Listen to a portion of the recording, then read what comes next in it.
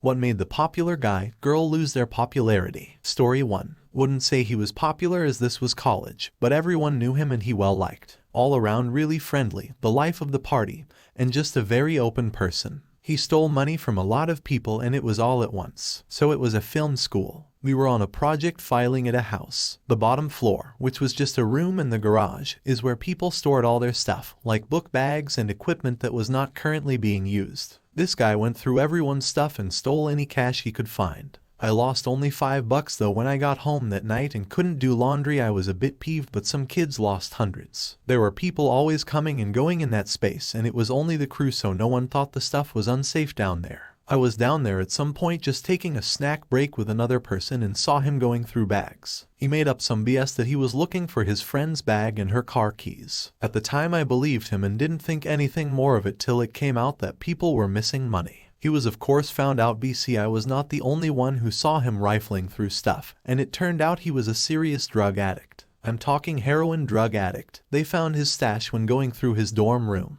He was dismissed from the school and that's the last I heard of him. Wonder what happened to him. Also never got my $5 back. Story 2. When I was in 6th grade, one of my classmates brought $90-ish to school. They were going to go shopping after school. She was the most popular girl in class. At some point during the course of the day the money went missing. Our teacher went right to the superintendent's office right across the hall from our class. This was a super small school where there were only 212 kids total from kindergarten on up to 12th grade. Within minutes they had pulled us all out of class and separated out the boys and the girls. The 5th grade teacher took the girls into the bathroom 3 at a time and strip searched them, and the superintendent handled all of us boys. I didn't take the money, but I got in a stall, locked it, and refused to come out. I had some serious skid marks going on that day and no one on this earth needed to go rooting around in my underpants. He finally gave up and let me go. The cops showed up a few hours later and interviewed all of us one by one. A few weeks later it got out that she forgot to bring the money to school, and it was home in her bedroom the whole time.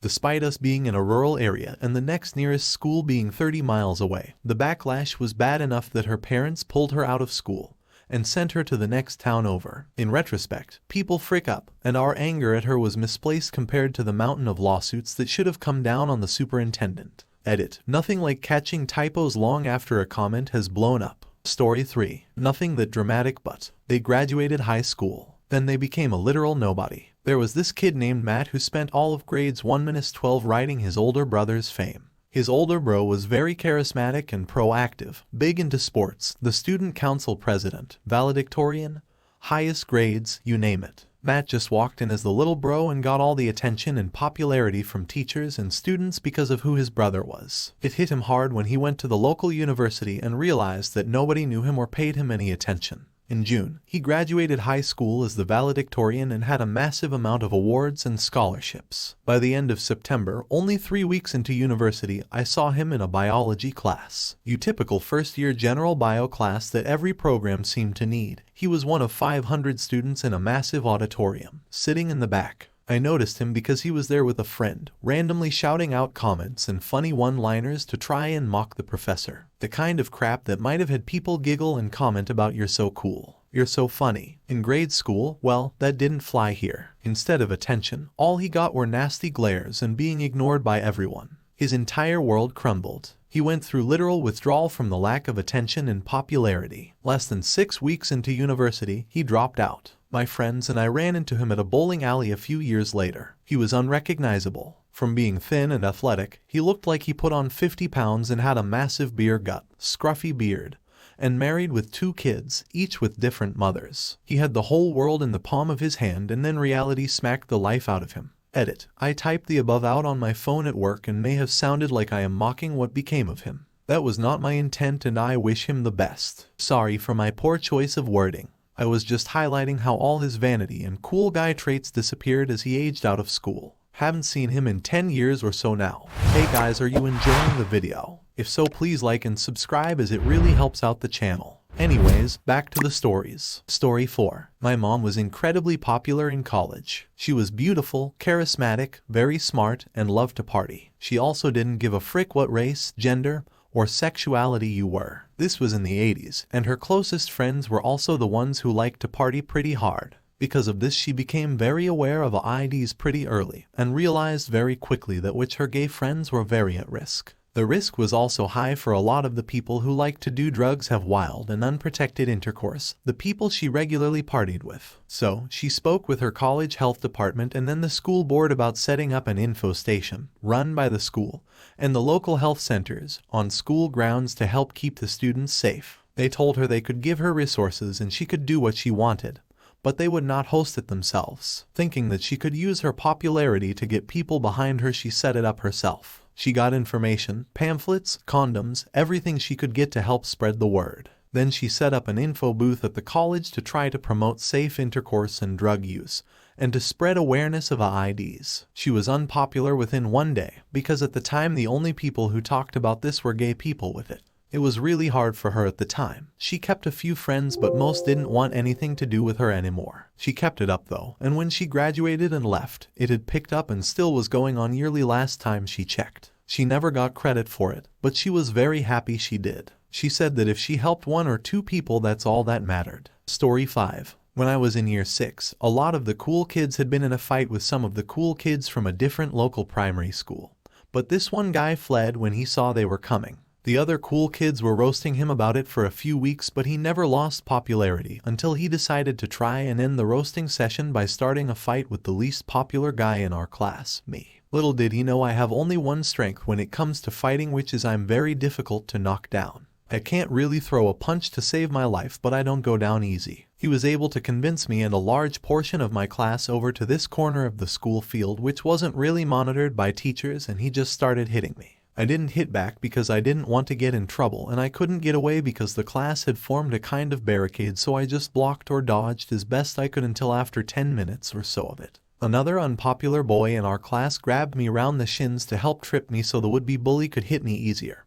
And for good measure, this tripper stole my shoes off my feet and threw them into a bramble bush. The aftermath had the formerly popular boy going to a different secondary school to everyone else because he lost all credibility after not being able to beat up someone after 10 minutes of them not even fighting back. Tripper was bullied so hard for being a little bastard that he didn't even wait for secondary school. He was transferred from school within a few weeks, and I actually rose up in the social rankings and spent secondary school in this wonderful middle ground where the popular guys were nice to me without sacrificing the respect of the other nerdy guys. Story 6. Not my story, but my mom. She was the popular girl at her high school from about freshman-junior year. Cheerleader, National Honor Society, homecoming queen, all that jazz. Just before her senior year, her dad, my grandpa, gets a transfer at his job, forcing a move. They go from small-town Texas to small-town Ike, I wanna say one of the Dakotas. Here's the thing, she's introduced and it's like everyone's nice to her at first, and suddenly they find out who her dad was. In the words of Ron Burgundy, Grandpa was kind of a big deal. My grandfather worked in the armed forces and basically was the head of the local military base. Essentially speaking, the other base kids were now afraid of her because her dad was their parents' boss. And I guess the local teenage population just didn't care for the local baser kids, which meant that my mom's senior year she didn't really have any friends. She did say, however, the stoner kids would sit with her on the bus at lunch because they were totally friendly with everyone and she doesn't mind the smell. Then again, my mom was so sheltered she didn't know what weed was until like a few years later, and she was like, wait, that's not just a weird body spray. Story 7. A guy in my school, named Ottavio, was very popular, knew almost everyone in 2 different classes. He was also a bit of a bully. Made everyone he bullied be silent about it, with the promise that he would beat the ever-living crap out of them if they said anything to their parents. One day, Ottavio went on to pick on my friend Paul. Now here be noted, Paul was and probably still is the biggest badass that has ever stepped into that building. He was able to insult you to such a level he would make you cry. That is, if you try to do the same to him. Ottavio went on to try to insult Paul, saying he was fat and ugly. He was also slightly racist, since he said Paul didn't deserve to be there since he was black. Paul then decided to say this, well, at least I don't have a broken nose, asked Ottavio, not knowing he was about to see the bright shining light of the afterlife. Before Paul could fully answer though, I went to get some water, and I just hear Ottavio screaming like a freaking banshee. I go back to see what happened, and he is just rolling on the floor, crying and screaming. A small amount of blood could also be seen coming from his nose. Paul got in trouble, of course, but Paul's act made the kids Ottavio bullied actually say what was happening to them. And then Ottavio was taken out of the school by his parents, which I assume were just tired of having to deal with the other parents. I think they were a bit of a Karen couple, because according to the teachers, Ottavio's parents were stating that Ottavio was innocent and was actually the one getting bullied, the only proof being Paul's punch. Paul became more popular than Ottavio, since he gained both the respect of the teachers, Ottavio's old friends, and the kids Ottavio bullied. Honestly, I'm gonna regret all of my actions if I ever insult Paul, even in the ever so slightest, because I'm scared he's gonna break each and every single one of my bones. Story 8. I was the popular girl in middle school, but in high school I got in an abusive toxic relationship and he really made sure I was isolated from everyone else, so he and his family was all I had. I also suffered from severe PTSD from my childhood. This made it so much worse. A video of him throwing his dog down the stairs got passed around too. That made everyone hate him and I got a lot of bad rep as well. Tried to overdose freshman year and got Bacter acted and got help I needed, but couldn't leave the relationship. All thought I tried about 6 times over the span of 3 years. Every time he would threaten suicide, him spreading my photos and blackmail, and a bunch of crap. I was truly trapped, lost and disconnected with so many of my friends. I went from the girl who was friends with everyone, had all the guys, threw huge parties, to the girl who was hit and emotionally abused by her sociopathic boyfriend. No one wanted to hang out with me, and if they did, I was so broken inside it was so hard to. He would shut down anything good for me that wasn't him. I was eating lunch by myself or with the special needs kids and never went out to do anything but on occasion. People knew what was going on, but kept their distance because it was obvious things weren't going to change for me. I left him in April 2020 and the past year has been full of craziness, mainly just diving into crazy experiences because he kept me so trapped and confined from experiencing or doing anything in high school. Lots of drugs, sex, alcohol, and more unhealthy relationships, and even got into bad debt, lost a high-paying job, and expelled from school. Now I reconnected with all my friends, made more, and now I am in counseling, therapy, and have been sober and am making a good life for myself, am in school and plan to go into the military and then become a nurse. I do not know if I am popular or well known like I was in middle school, but things like that don't matter to me anymore. I have great friends and family and love myself now, and that's all that matters. Story 9. Okay, let me add a serious one in here while we're in here. There was a very popular guy, at least he was back in the days. Everyone liked the guy, never made any fights or caused disagreements with other people. Perhaps not the most morally just person, but none could have known that a guy relatively young would be up to such depraved stuff while seemingly to doing good for himself. He once told me that it was so weird for me to keep a few images of some nice adult models in a folder on my PC.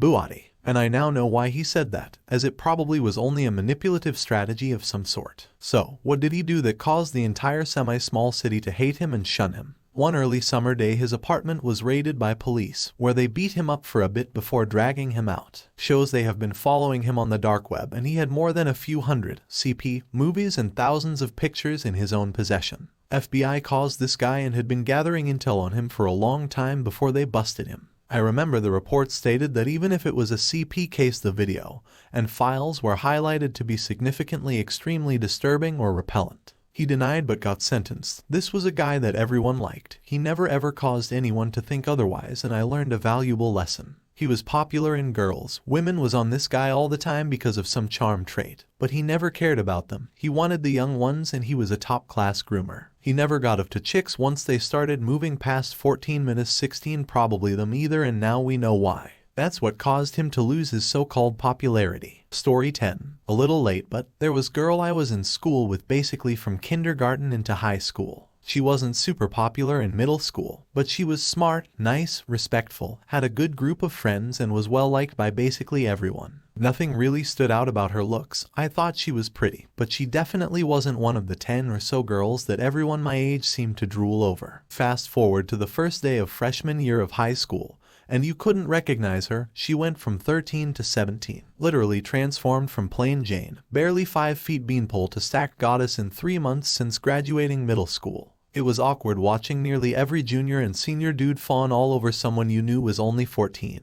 hitting on her, asking her out, offering her rides. She ended up dating the varsity basketball captain who was a junior by the second week of school, and within 1 month was seemingly the most popular girl at a school of at least 2,000 students. Sometime near Thanksgiving, word got out that she and her BF had broken up. Then rumors started going around that she cheated on him with another dude on the basketball team. Eventually, the story became that she was at a small party with her boyfriend and a couple other members of the team. They were drinking and somehow he supposedly convinced her to strip and dance naked in front of the group, with things eventually progressing to a supposed four-way. I always knew her as sweet, innocent, and reserved. I assumed that the rumor mill took something mild like her getting drunk and kissing another dude, and the telephone game ended up turning her into a corn star. That was until her ex's younger brother got his hands on a Polaroid from his room and had it photocopied, passing it around to the school. I didn't see it personally, but I was told it was a blurry pixelated picture of her naked with 4 dudes around her, doing things. It was supposedly such a bad quality picture that she probably could have just claimed that it wasn't her. Not sure why she didn't at least try. I felt horrible for her. A few of her friends tried to do some damage control, telling a story where the guys got her drunk and her boyfriend pressured her into doing it. But people started calling her blowbang and four-way, and Jesus Christ, kids were so unbelievably mean to her. This was in 1990, and for whatever reason, no legal recourse came of it. Teachers never mentioned it and the pictures never resurfaced that I'm aware of, but the damage was done. Unfortunately, she didn't make it long. She never came back from Christmas break that year and ended up moving in with her grandparents in Florida, finishing high school there. I ran into her a few times as she'd come home to visit her parents during school breaks, and her parents' house happened to be right down the road from mine. Obviously never talked about it, just exchanged pleasantries. I ran into her and a few of her friends at a bar in the next town over right after we had all just turned 21, and we talked for a while. She referred to the event as the catastrophe. I told her I felt terrible that it happened to her. She shared that she wasn't that drunk, but her boyfriend threatened to break up with her and go back to his ex if she didn't play along. And she was head over heels in love with the dude, like obsessed to the point of carving his initials into her leg and crap. She told me that she never thought someone so beautiful and popular could want her, and at the time, was willing to do basically anything for him, or anything to keep him. Remember, she wasn't unpopular or bullied before this. Nearly everyone liked her. In that 3 months with him, she had given him her virginity. He basically expected doing it every day, and she made every second of the day about him, being with him, counting the seconds until she could see him again. She was convinced she was going to marry him and admitted that she was so crazy about him, she probably would have shot her parents if he asked her to in order for them to be together. Her parents wanted her to seek legal recourse, but she refused, promised them she'd kill herself if they went after him or even talked to his parents, the school, or the police. She went to Florida because the only other option presented to her was to be admitted to an institution. Pay attention, kids. This is why it's important to avoid relationships where there is such a huge imbalance of power. That night at the bar was 23 years ago and we're still married to this day. Just kidding, I never saw her again. But I thought about her from time to time. She was a good person and I really hope life worked out well for her. Hey guys, just found out you watched till the end. That is awesome. Also, don't forget to like and subscribe to the channel for more awesome stories.